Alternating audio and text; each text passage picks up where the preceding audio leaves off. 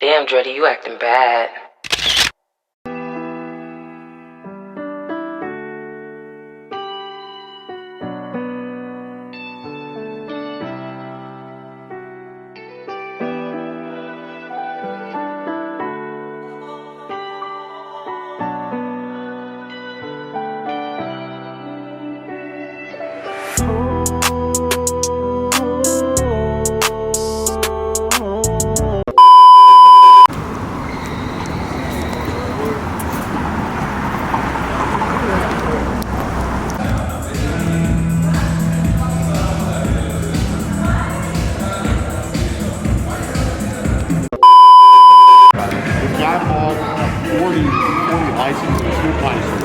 A year ago, hasn't released them yet. 40 said, I don't want you to do any licensing for me this year because the Mount Westmore shit is big. Yeah. So I was like, I gotta figure out who got the license. This guy hit me up on Instagram wanting like A&R service. I'm like, you're the guy that got the 40 verse. You can't release it. Here's my catalog. Pick anything you want. Even if the price point is greater, I gotta swap it out. And he's like, no, I'm gonna release it. I'm like, bro, they've already flagged your name. So if you release the song, literally it'll be taken down the same day. Yeah. No point. Just gonna roll the dice. I'm like, okay, I tried to help. Sure. I can't argue against stupidity. Like he's like, if you A&R my album, I'll take it down. I won't put it out. I'm like, I'm not doing that. Why would I fucking do that? I brought this one. These are the strongest joints in our city. In fact, at the herbarium down the street, if you can smoke one to the dome, there within an hour they give you $1,000. In 5 years, no one's ever done it. What? Mm-hmm. Wow, thank you. Yep. Man, good look. Yeah. We need like $40 joints. It tests like in the mid-50s. Wow. Yeah. That's what's up. Yep. Herbarium gold. I know I see you've been on a sobriety kick. I've had no choice. We want to make a baby this year, but I just haven't had time. I love drugs. Fucking awesome. There's no time, and I've been naturally getting up between like 6 and 8 in the morning every day. Every day I think that the DMX is going to be done. It's just not, you know? Yeah. It keeps me on my toes. How you doing, sir? Yeah. Next up, an iced tea or whatever they express. You going through, everybody going through it with that right now. That's another legend gone.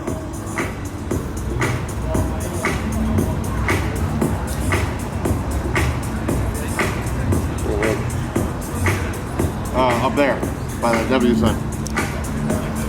Wow. That's what's up. Yeah. Oh, yeah.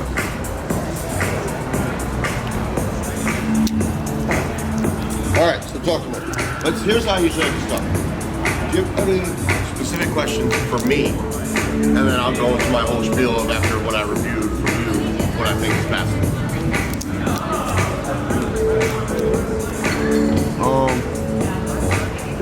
I mean, the questions I got, I know you're gonna touch base on and stuff, but like pretty much, how would we go about, once we get a review from you, we get opinion and stuff, I'm hoping obviously you're gonna tell us like the best outlet for him, or what you think would be the best outlet as far as in record label, you know, distribution deal, something like that. And pretty much what you can offer in depth more, you know what I'm saying, not just, I mean, reading the contract, but obviously I know you're gonna go over that, but what you can offer and how we can have you working with us on the team. Sure. I know I seen the $7,500, you know what I mean? So obviously us being indie artists, it's not just being something we can shit out. So it's gonna be how can we work, do payments, to where we got you on the team and you promoting and working. How I do that, $7,500 is my starting fee for brand new independent artists. You would fall in that category because there's no SoundScan history, there's no media-based history, there's no real tour history. My fee goes up clearly if I work in a Corrupt album or a Crooked Eye album or a Wu-Tang album. They have those things, so it's like, you know, $25,000, $50,000, shit like that. You're talented, so there's that. It's workable. So I don't have to tax, because it's like a job I wouldn't want to do. It's a job I can do. It's my job thoroughly, like I work for any of my clients. If it's not something that's paid up front, just like in whole, because that's, you know, the nature of a retainer. When you're paid attorney, here's the retainer balance, and he starts working. What I've been doing recently to kind of show a proof for clients is I've been taking 50% up front, and you have a 90-day period to do installments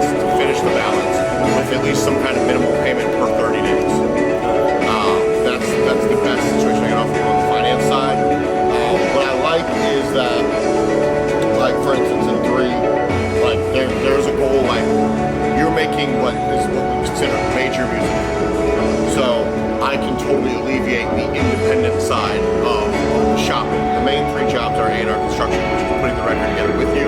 I like to work from scratch. It is more organic. It makes me have more passion behind the product versus when someone just pays me to shop a record. And when I'm actually doing the shopping portion of my job, I'm able to tell, like, did you make this? Versus, like, did they just give you some money to be like, hey, this is a guy, I know. So I like to construct the album. I handle all the legal. A lot of big artists will hire me just for the legal side because, like, my personal attorney charges $450 an hour. So if they pay me $7,500 to do a whole year of legal, you might make that back in the first month. You know, that kind of shit. On average, for my outside legal fees, that's about $15,000 in 2020. And then the shopping portion. So we could totally alleviate the independent side with you, and I just know, okay, here's the list of all the major labels in my network: your Def Jams, your Atlantics, your Sonys, your J Records, or X, Y, and Z. And the easiest thing is I have connections to each one of these label heads, to each one of these label A&Rs. What are you looking for in a new artist signing in 2021, 2022, so on and so forth? And it shifts from year. In the ringtone era, it's like we want the artist with the hottest single. That way we can generate the most single revenue, give them a single deal and an artist development deal. Now we're back towards album mode, where when you hire me, there's no time duration on the calls. I am hired to work your album. Anything and everything we do up through the release of that album is considered fair game. So if you came up with this plan, like, look, you can build my analytics up, build my buzz as an artist, build my numbers, build my shit, I'm gonna do 2 EPs and a mixtape, I'm gonna drop 10 singles. All fair game. You could have me for 2 years. Like, every artist works at their own pace. I noticed a lot of times when I used to have a duration clause in the contract, artists would be super gung-ho and, like, work their asses off for, like, say, 3 months, and then life happens. Maybe money's not right, maybe mama drama, maybe child shit, and they have to take a break. Maybe they never get the same motivation to get back. So there's no time duration on the clause. You work at your pace. We'll, like, when we're working, we'll have, like, weekly setup. Like, no, okay, Team Antt, we talk Thursdays at 2 p.m. Conference call style. What's the goal for the week? Well, you know, what are we building to? What's the goal for the month? What's the goal for 6 months? That kind of shit. But the ultimate goal, according to your answers on the questionnaire, is landing label. And right now, self-finance, as you reiterated, Antt. Yeah. And like I was saying, I told him, he's got that, like you just said, he's got that radio, that major sound, you know what I mean? It's not the indie sound at all. He's working as an indie artist. Outside of my A&R services, you might have read the package. There's PR, there's radio, there is, like, publicity, there's stuff like that. My job with that, you don't pay me. So when it comes down, like, hey man, we want the song in Shape 45, we think we got it. We want to go and trust your radio campaign. Okay, I'm gonna hook you up with people that's their job. They'll give me a kickback or whatever, just whoever you decide to go with. This is gonna be my radio rep. This is gonna be my PR rep, my publicist. And for every project, we usually have 3 to 5 different options, and with various price points. Like someone like E40 or Too Short will hire a PR rep that works for them for 12 months across the board. Because they're not just pushing their music, they're pushing their marijuana brands, they're pushing their alcohol brands, they're pushing their lifestyle and event shit. The average artist does just PR based around their album releases or their tour releases and things like that. Like, that's just money for them right now. Everything you spend money on has to connect the dots to money. So like if you pay to get on World Star, you're not just putting a single up to be like, download my free shit. You want there to at least be the option for someone to stream it, to someone to buy it, someone to watch it on YouTube. That all are considered points of monetization, connecting the dots of money to money. That's what PR is. That's what publicity is. That's what, you know, we did a radio campaign for you. You run with it on your own social media for to then get people to follow you, to get people to buy the single, to stream it, to, you know, things like that. Okay. And that's all coming with once we locking you in? I will broker everything outside that. My 3 main jobs are A&R construction, the development of the projects, A&R administration, which is your copyrights, your royalties, your publishing, your clearances, your contract reviews, acting as a liaison between you and the label once the deal is in place, and most importantly, when the project is, we usually do is get the project 50 to 60% done, and then we build a one sheet, like this is what the whole project could be. I shop that one sheet with various audio samples and take it from there. So the most important to a lot of artists is landing the home, landing the label deal. it's okay to finish half of it and then kind of make up what you want the other half to be, because if the label likes what they see and they're providing financing, like you might put on there, I got a song with Young Thug. You might not have it, but with that money we want to be able to go get it, you know, that kind of shit. Yeah. Yeah. You're not making quote unquote like independent hip hop. You're not making underground hip hop. No, you are making music to have major label viability. Okay. So you can be, and I'm not saying this is argument at all. You're going to be a pop star. Fine. A hip hop pop star, a rap pop star. Like, trust me, people used to talk as much shit as they wanted to about Drake. You know who can talk shit about Drake now? Absolutely nobody. He can out rap you, he can out sing you, he can outsell you.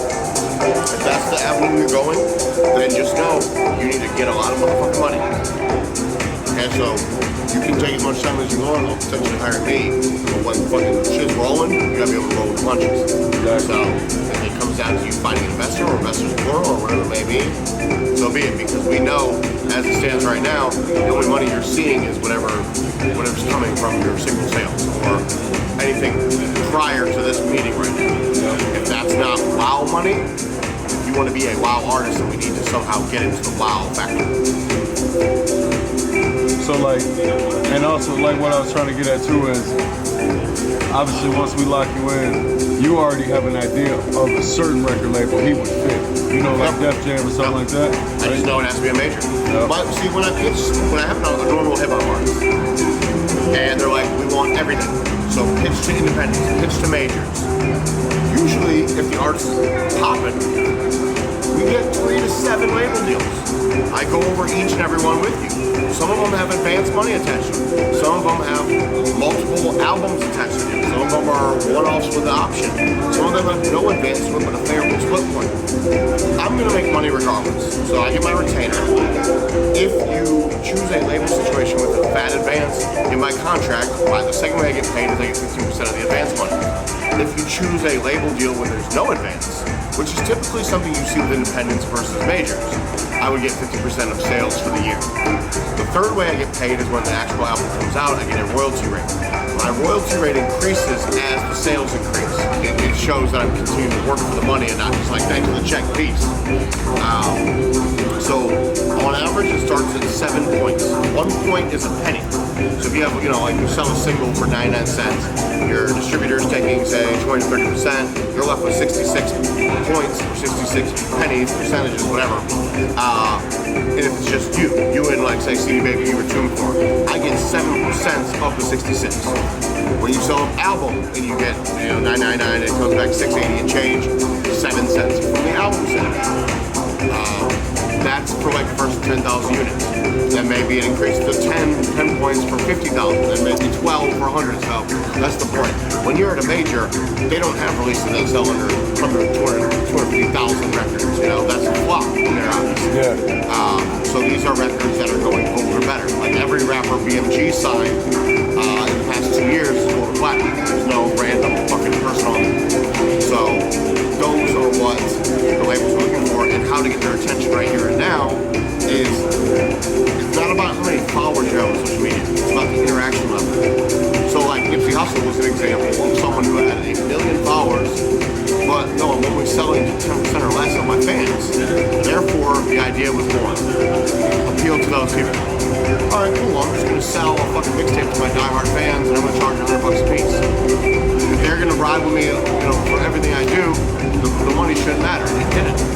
Then all the others started to come around and he could do his major label release, Atlantic, the Victory Lap record. When you get to a certain threshold, there are higher level A&Rs than me that are only viable in that lane. Like I had a meeting with the client in Toledo. I was blown away. I'm like, this is bigger than me. I'm taking you to this person. Now this is a person who, when I charge for a year, charges monthly. But they got the baby, they did Drake, they did Jay-Z, they did crazy shit, House full fucking blacks, Future, Fabulous, you name it, Ray J. So I know those people too. And when we're working, of course, they come into the line of resources and connects. Help us take a meeting here. Help us set up this. And they're going to tell you a lot of the same shit I'm telling you now. You guys are okay, right? Yeah. All right, cool. Let me know. Come back in 5 minutes. I'll place order. Thank you. So a lot of it, I've taken some of the most talented people ever to these labels. Guys, insane. We would consider a development deal. We'd consider a single deal. Have them come back in 6 months. Let's see how their analytics rise. Let's see how the interaction runs. So it's not what the followers are. I'm like, you make a post and it says you have 1 million followers, we get 400 likes. Disparaging. If you have 1,000 followers and you get 400 likes and 200 comments on some shit, your level of interaction shows that these are the people that are going to engage you, and therefore they will engage and equal consumer. Therefore, okay, I got Antt. This is a new project. What's it called? Is The one that you're on film. what's the life's journey? Life's the journey. Did you A&R this? No. Are you shopping it? Yes. Different. Well, it's not planned to come out till the end of the summer. Okay. Yeah. All right. So that's what I'm trying to say. Well, all right, so the goal is then I'm hired prior to that. Yeah. Okay. That's what I'm saying. Like, we want to get it. I would then recommend, I'm not trying to be funny either. No, you're Get good. the money ASAP because I don't want you to give me a project that you completed without me. I want to be in the mix. Exactly. Yeah. Exactly. Like, you are an artist with no history, no sound kit, none of that shit. PR will not touch you. Like, we can get the small level campaign. So we might need to go, this song needs fucking whoever on it. Yo, you sound good over this producer's beat. You know, that's part of the network as well. That's available to my artist base, my client list, and beyond. I have the clients that I work with, but I'm also 6 degrees separation away from any artist you can name. You know? Like, someone hits me up, man, I got 150 grand, I need Lil Wayne. I can't call Lil Wayne directly, but I can call my friend Angie, who can call Cortez Bryant, who manages Lil Wayne. Like, it's always that, you know? So, do what you can on the record. I'm not saying stall it out, but if it's something you want my name on, then we need to move. Exactly. But my brothers don't play.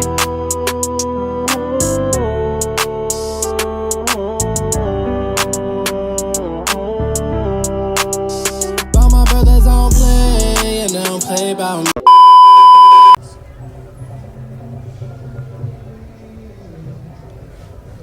Yes, sir. Antt out here in Cali, man, behind the scenes for the Ain't Easy video. Stay tuned, coming real soon. Switching states, it's gonna be a movie.